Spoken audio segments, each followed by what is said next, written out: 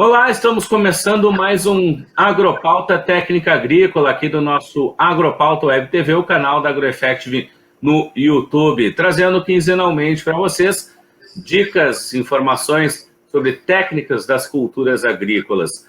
Antes, eu quero convidar você que está aqui nos assistindo para se inscrever aqui no canal, também ativar as notificações para receber as novidades, deixar o like, compartilhar o nosso conteúdo, que a gente sempre está trazendo diversas informações, notícias, cultura e entretenimento para vocês.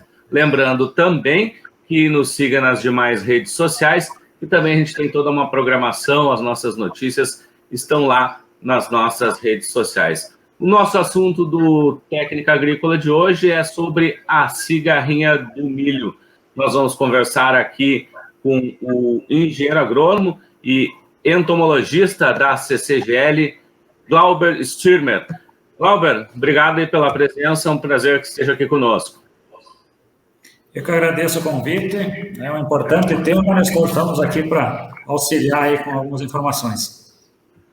Bom, Glauber, a informação que a gente tem, né, que durante esse ano, durante essa safra, muito se falou da questão da cigarrinha do milho. E de início explicar o que é isso e o que causa de prejuízos aí para as nossas lavouras. Exatamente, Nestor.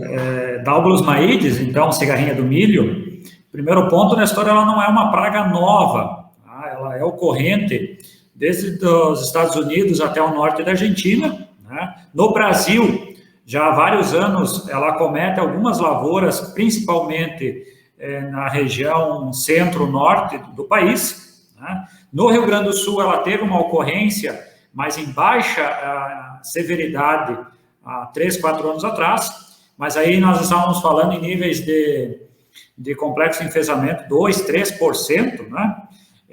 Porém, nessa última safra e safrinha, a gente teve uma pressão bem elevada, né? Então, a gente pode sim considerar até que muitos agricultores desconheciam ainda a praga, né? E ela acometeu as lavouras, principalmente na região norte e noroeste do estado, provocando severos danos. Daubolus maides é um inseto sugador, então é uma cigarrinha. Estamos falando aí de um inseto de 3 a 4 milímetros de tamanho, então é um inseto diminuto.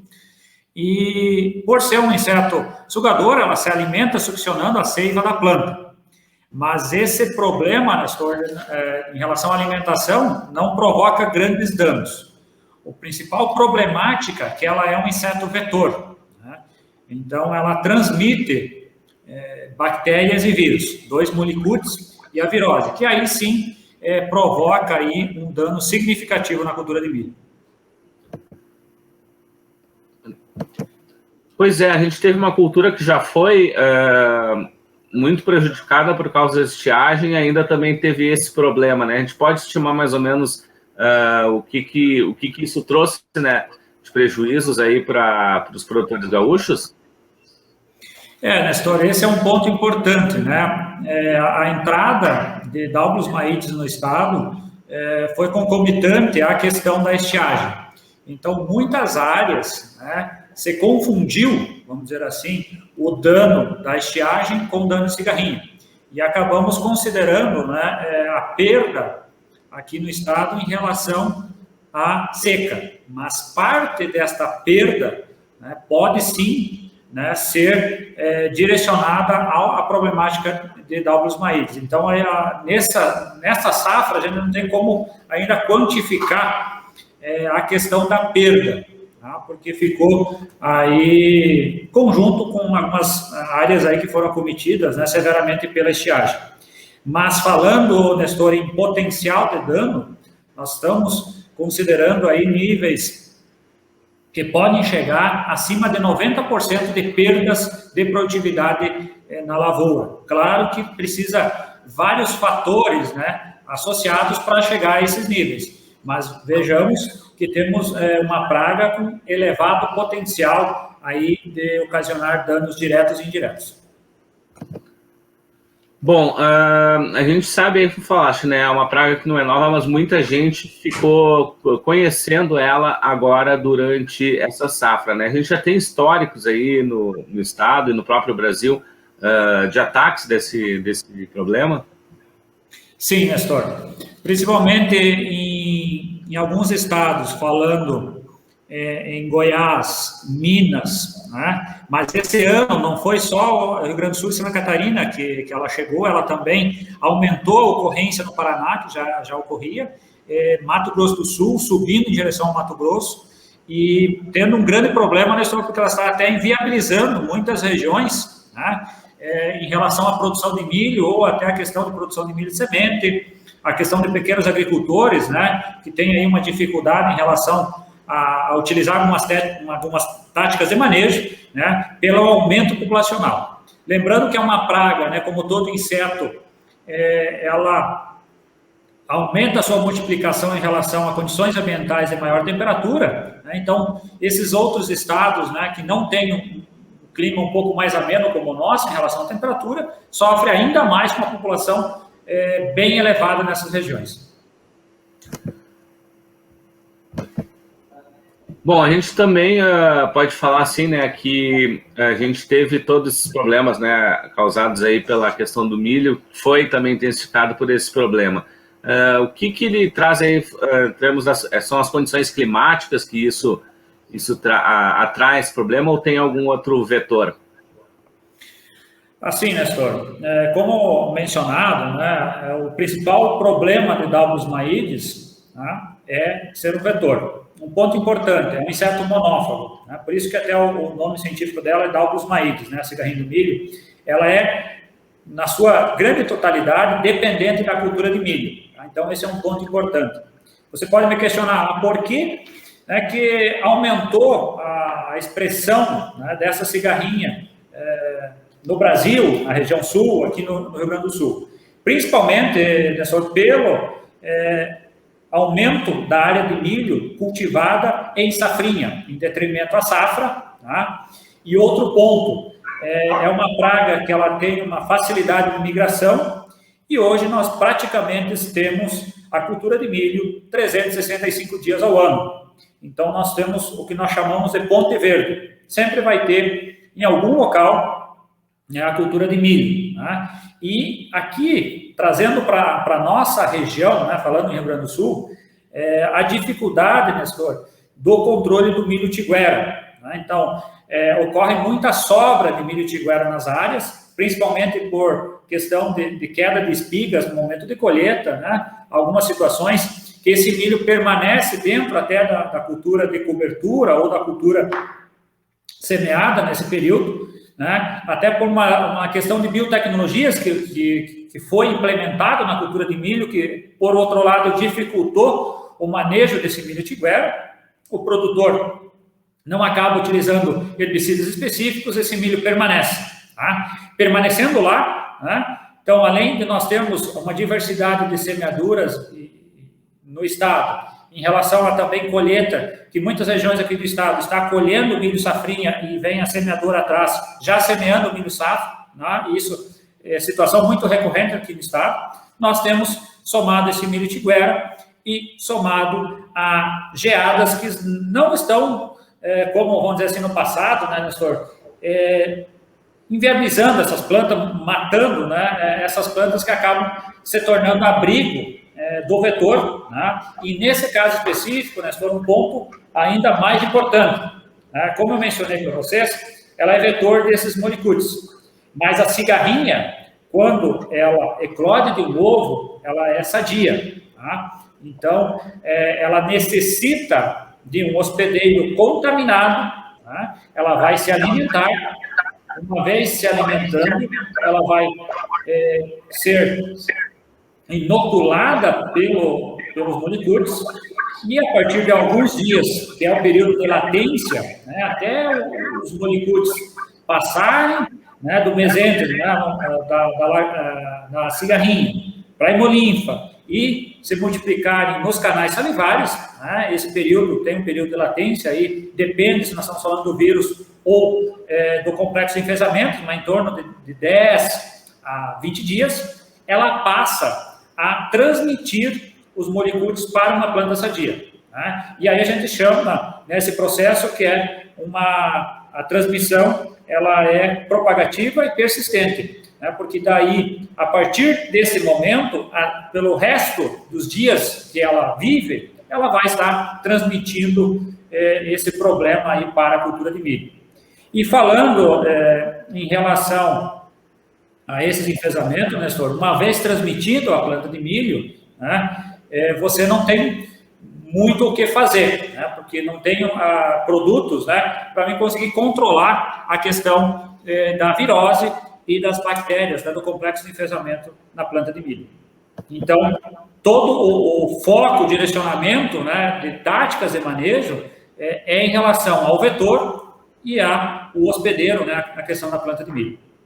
Pois é, essa é a questão que eu ia colocar agora, né, justamente, né, o produtor fazendo essa identificação, como é que são os procedimentos a partir desse momento em relação a isso? Nestor, então um ponto importante, né, falando nesse momento aí que o agricultor está pensando em programar aí o próximo ciclo, né, em relação à semeadura de milho, seja safra, safrinha, né? Primeiro ponto, a questão, Nestor, da importância do manejo de milhos voluntários, de milho tiguera, né? Porque se nós tivermos um período, né, vamos dizer assim, de vazio, né, em relação a não ter presença da planta de milho, né, como a cigarrinha, ela é hospedada pela planta de milho, ela necessita a planta de milho para a sua reprodução, tá? Se eu conseguir ter uma janela sem a planta de milho, acaba reduzindo a minha população presente na região, tá? Esse é um ponto importante. Glauber, ela pode utilizar outras plantas? Na luz dos conhecimentos atuais, ela pode sim utilizar como abrigo, tá? Então, fui na lavoura e encontrei uma cigarrinha na aveia, na planta de trigo, né? Mas ela está ali utilizando essa planta temporariamente como abrigo, mas ela é totalmente dependente do milho. Então, se eu tiver uma janela grande, em relação, né, aí falando em 45, 50 dias, se eu tivesse uma isenção de milho, eu tenho uma redução da população, porque ela vai acabar morrendo por não localizar a planta de milho, e principalmente, né, eu consigo inviabilizar o molicutes, né? Os molicutes que estão presentes nesta planta, né, pensando numa situação de safra que tem uma dispersão, uma chegada de novos indivíduos, esses indivíduos vão estar sadios e vão demorar para encontrar uma planta infectada para iniciar o ciclo, né, de infecção, né, o ciclo primário e secundário em relação à infecção dos molicutes. Tá? Então, esse é um ponto importante. Em relação a milhos semeados na abertura da janela de semeadura, então eu tenho esses pontos favoráveis, porque eu vou ter uma baixa, vindo do inverno, vou ter uma baixa população presente, vou ter temperaturas mais amenas, tá? E aí esse é um ponto importante, né, senhor? Quando nós falamos em temperaturas abaixo de 10 graus, não há eclosão de ovos, por exemplo, tá? Acima de 15, né, ela começa a ter um desenvolvimento, né, mais lento. Em temperaturas de 25 a 30 graus, a 35 graus, é o período de temperatura, a faixa de temperatura ideal para o desenvolvimento de Dalbos maíz. E aí isso afeta diretamente o ciclo, né? O tempo que sai o inseto de ovo adulto. Nessa temperatura ideal, nós estamos falando em torno de 25 dias.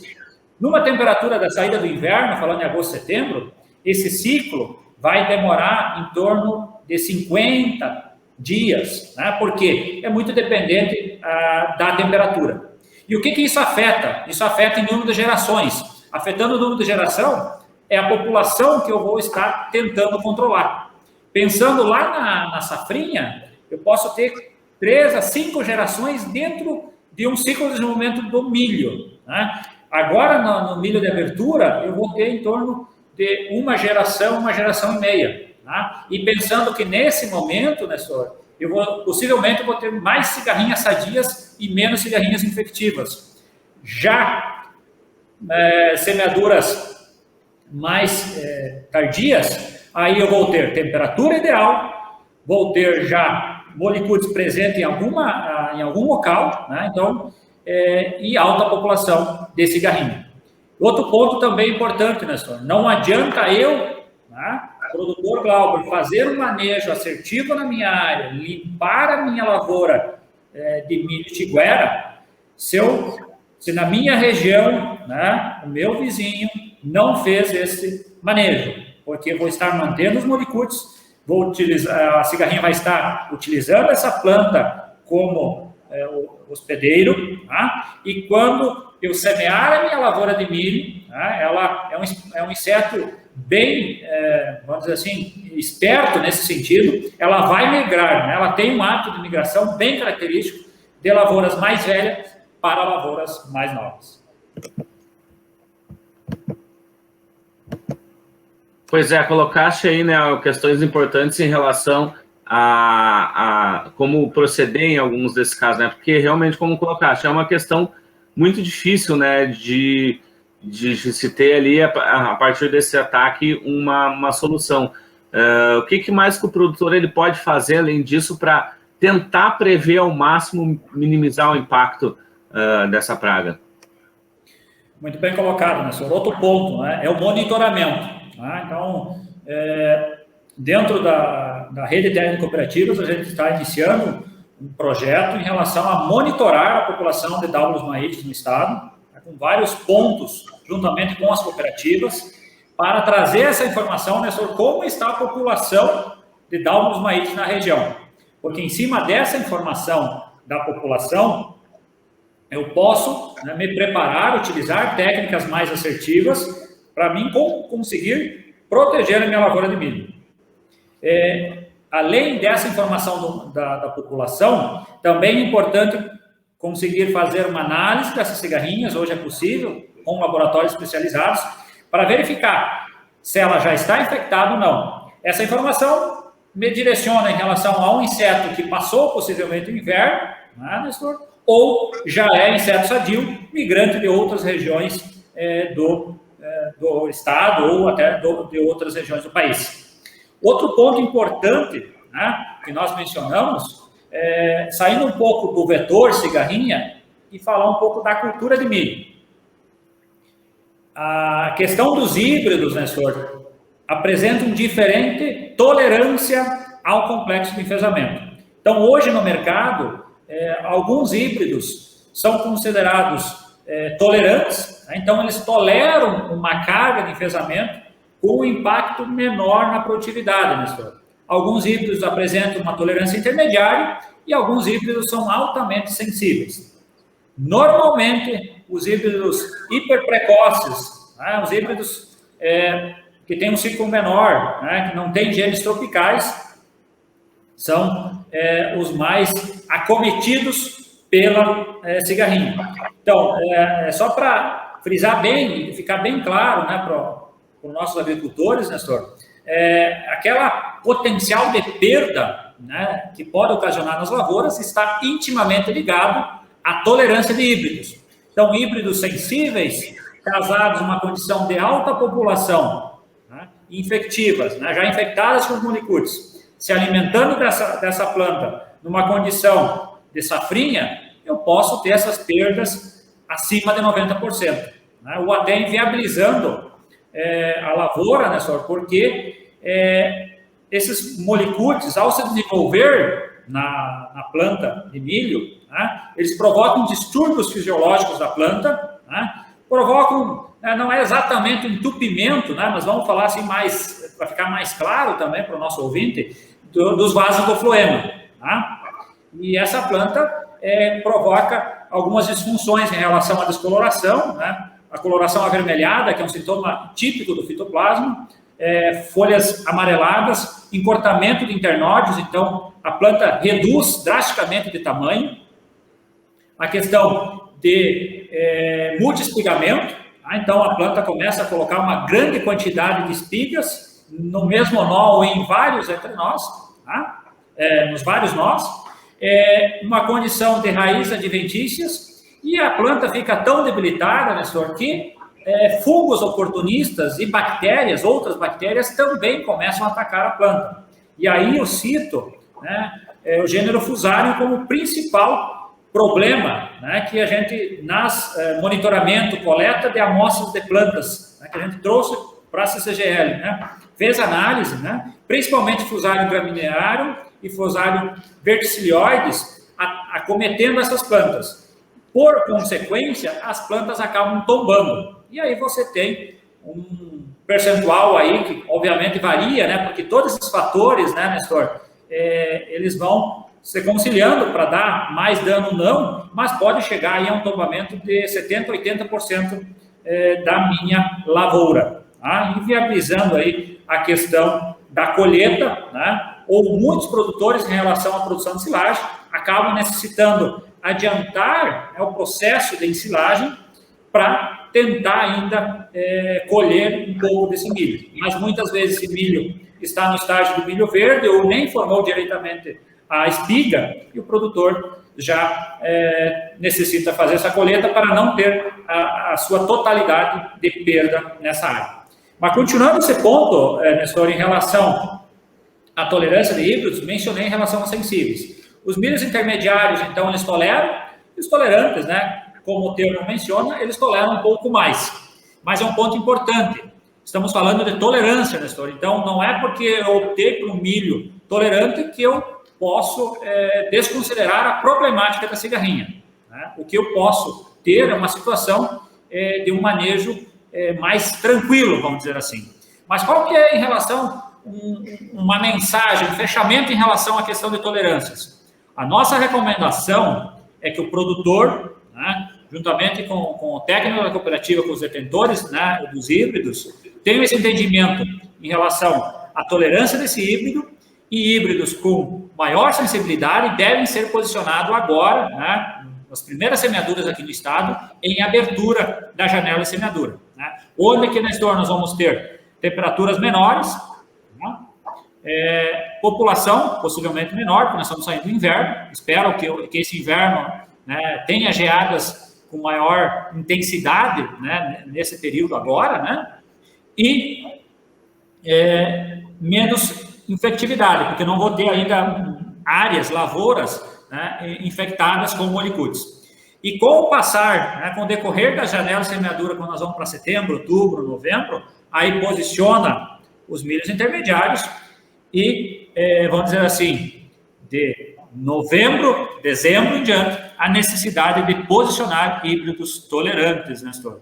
Porque se eu casar um milho altamente sensível a Daubulus maides, né, aos complexos de molicutes, numa condição, né, que tem alta população, né, vamos ter uma grande dificuldade, mesmo recomendando aplicações de inseticidas, né, com uma frequência elevada, né, que o produtor está até desacostumado, né, mesmo se nós puxar o passado em relação ao manejo de espodóptero em milho, né, ele entrar, vamos dizer assim, de 5 a 7 dias, várias aplicações, e mesmo assim, lá no final, ele ter impacto significativo na produtividade, não conseguindo proteger eficientemente a sua lavoura. Está aí, né? Importante o recado também, né, que se tem da importância da pesquisa e da assistência técnica dentro de todo esse processo. Mas, Glauber, para a gente encerrar aqui, alguma dica final, alguma questão final aí que também possa ressaltar? Como fechamento, Nestor, então, esses pontos, né, manejo de Shigera, né, o conhecimento em relação à tolerância dos híbridos, né, então esse é um ponto fundamental, é a base da assertividade no manejo de Daubulus maides. Então, posicionar corretamente a questão dos híbridos, o monitoramento, né, é bem falado, Nestor, a questão da importância, né, do conhecimento técnico, da união, né, das cooperativas, da união dos técnicos em relação a esse problema. Então, o monitoramento, entender a problemática, evitar escalonamento da semeadura de milho, é um ponto importantíssimo, né, porque se eu tiver uma lavoura mais velha, já infectada com molicutes, e semear ao lado uma lavoura mais nova, ela vai migrar, tá, e vai atacar a planta de milho, né, a lavoura mais nova. A questão do manejo, né, utilizar inseticidas químicos e biológicos, né, temos vários produtos registrados para Daubulus maides, né, lembrando também que o tratamento de semente com neonicotinoides promove uma proteção adequada, tá, porque nós estamos falando de uma praga sugadora, numa alta população, rapidamente, se ela está infectada, ela transmite a virose e os hemolicutes, então a importância de já ter um tratamento de semente. E nós estamos falando em relação à presença ou ausência. Tendo a presença de cigarrinha, é preciso fazer a aplicação, mesmo que o milho esteja aí com 10, 15 dias de emergência, iniciar as aplicações, lembrando a importância, né, de fazer aplicações adequadas. É melhor fazer baterias de aplicação do que, né, querer aumentar a dose, porque você precisa proteger. Um ponto importante, Nestor, quanto mais cedo ocorrer a infecção na planta de milho, maior é o dano. Então, o período de emergência, vamos dizer assim, até V6, V7, é o período que mais provoca dano na cultura de milho. Claro que, porventura, a necessidade de fazer uma aplicação mais tardia, pensando em reduzir população para uma semeadura que vem após essa cultura, é interessante também. Mas esse ponto é bem crucial em relação à assertividade no manejo.